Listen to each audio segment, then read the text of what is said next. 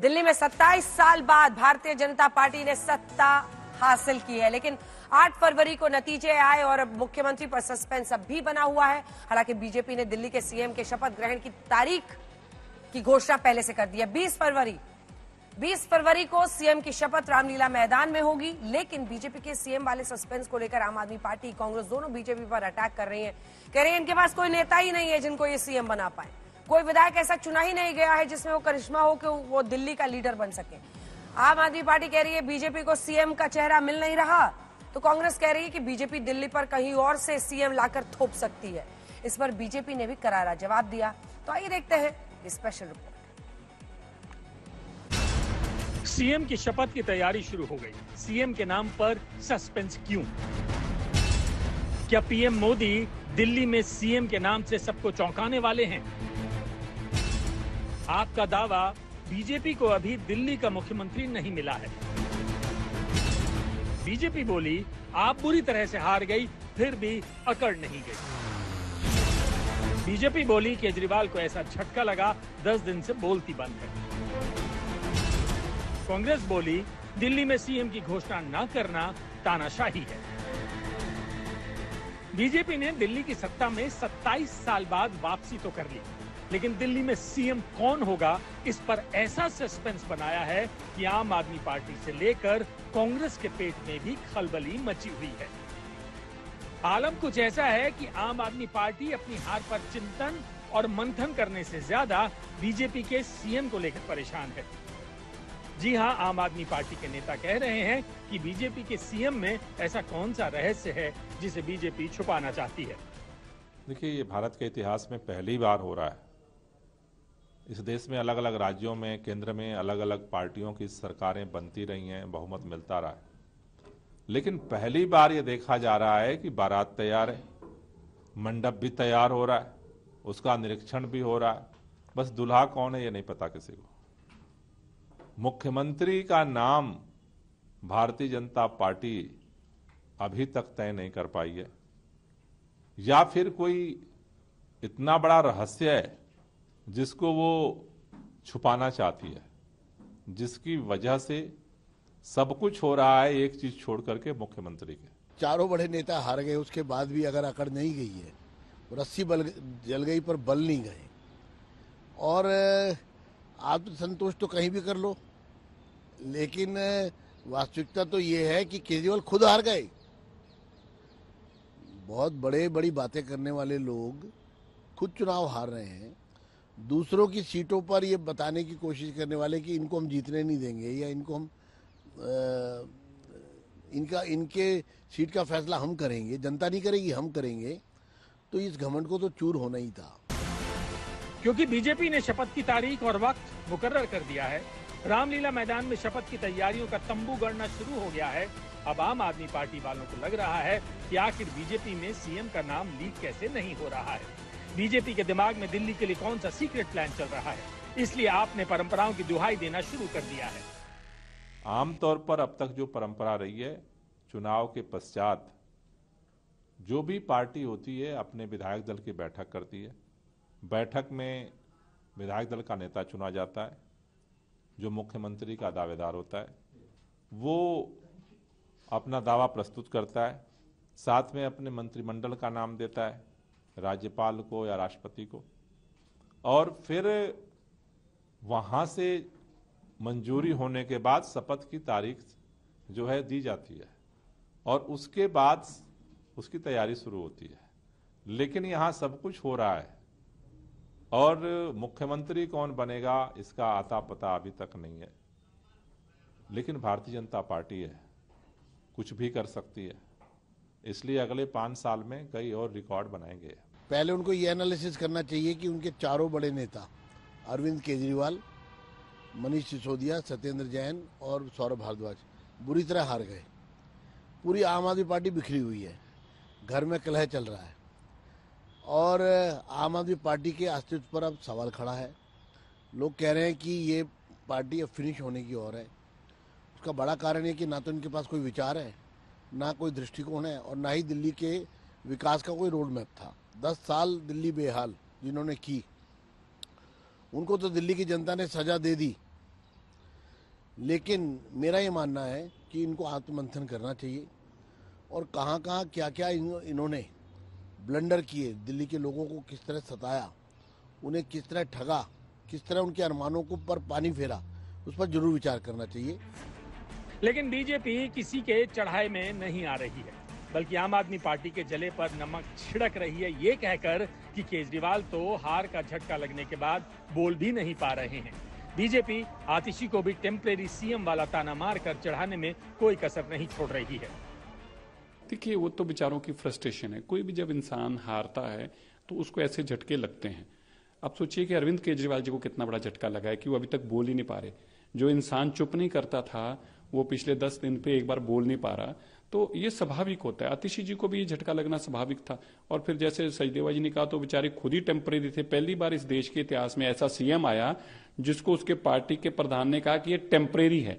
इससे पहले तो कभी देश में सुना नहीं है कि टेम्परेरी वर्ड भी होता है सीएम के लिए। ये बड़ी दुखदाई बात थी, लेकिन ठीक है, आतिशी जी हैं, सब बर्दाश्त कर रही हैं। 19 फरवरी को बीजेपी के विधायक दल की बैठक है। कहा जा रहा है कि इस बैठक में दिल्ली के सीएम का ऐलान कर दिया जाएगा, लेकिन आम आदमी पार्टी और कांग्रेस दिल्ली के चुनाव में एक दूसरे के धुर विरोधी बनकर खड़े हुए नजर आए। अब बीजेपी के सीएम वाले सस्पेंस पर सुर में सुर मिला रहे हैं।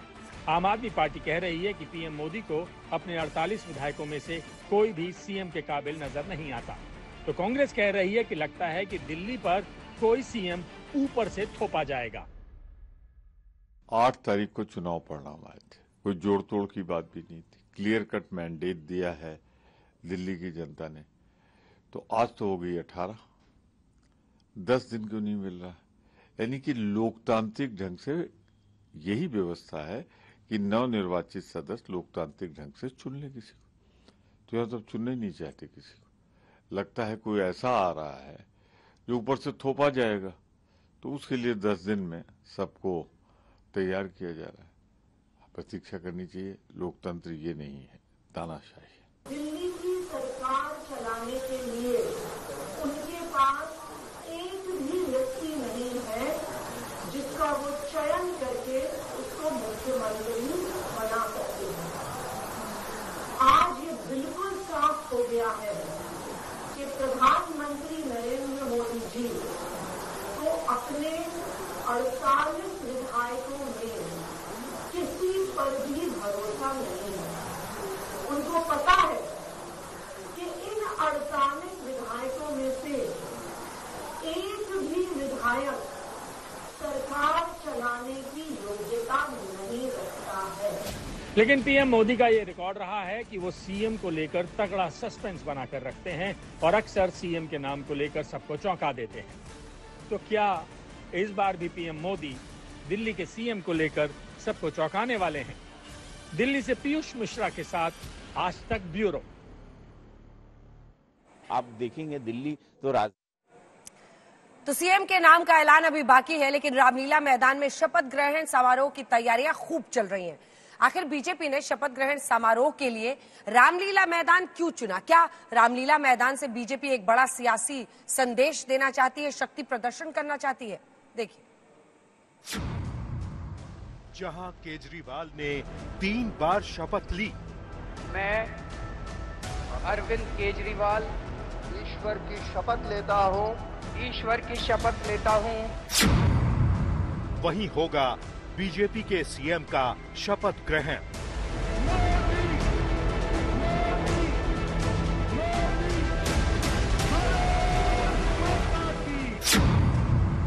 जहां अन्ना हजारे ने कभी आंदोलन किया, दूंगी बहरी सरकार से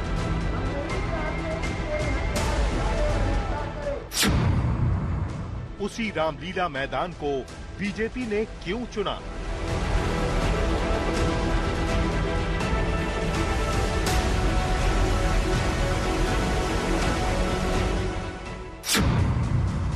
जहां जेपी ने सिंहासन खाली करो नारा दिया,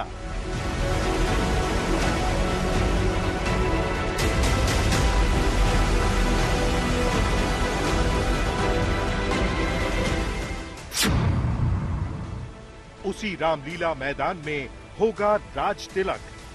देखिए, रामलीला मैदान चुनने का किसी भी एंगल से जोड़ने की आवश्यकता नहीं है।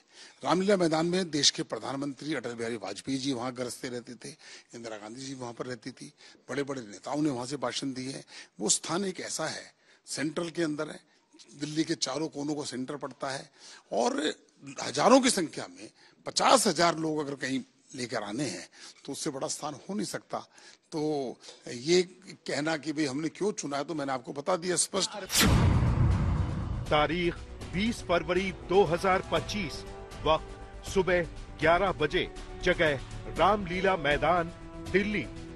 पीछे तस्वीरों में दिखाना चाहूंगा कि जो ये जगह है इसको शादी वाले घर की तरह सजाया जा रहा है, पर अभी तक दूल्हा कौन होगा और किसके सिर दिल्ली की मुख्यमंत्री की कुर्सी का सहरा पड़ेगा, ये अभी तक किसी को मालूम नहीं है। पर वहीं तस्वीरों में आप देख सकते हैं कि कैसे ये बड़े बड़े गार्डरों के जरिए यहाँ पर एक बहुत बड़ा भव्य स्टेज सेट किया जाएगा, जहां पर देखा जाएगा प्रधानमंत्री, भारतीय जनता पार्टी के बड़े नेता, कैबिनेट मिनिस्टर और अन्य जो मुख्यमंत्री हैं बीजेपी शासित प्रदेशों के, एनडीए शासित प्रदेशों के यहाँ पर आएंगे। वहीं मैं आपको यहाँ पर दिखाना चाहूंगा स्टेज के सामने ही मीडिया के लिए भी जगह रखी जाएगी और साथ ही वहीं पर वीआईपी जो लोग बुलाए जाएंगे उनको भी यहीं सामने स्टेज के बिठाया जाएगा।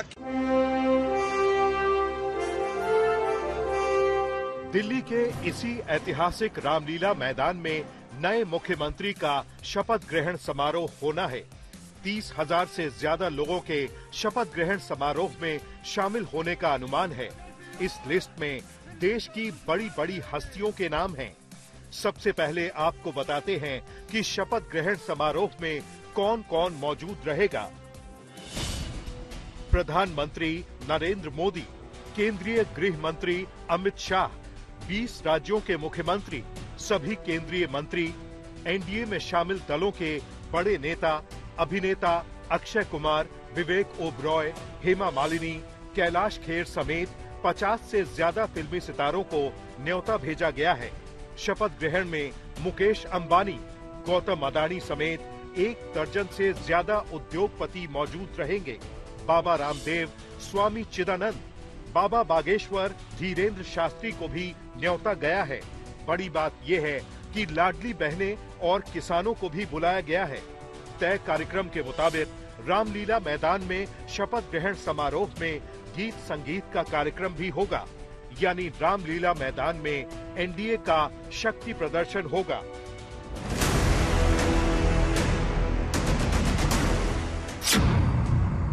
क्या केजरीवाल को भेजा जाएगा न्योता?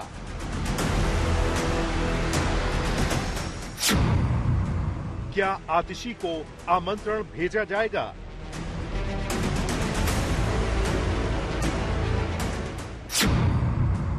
क्या है बीजेपी का प्लान रामलीला मैदान?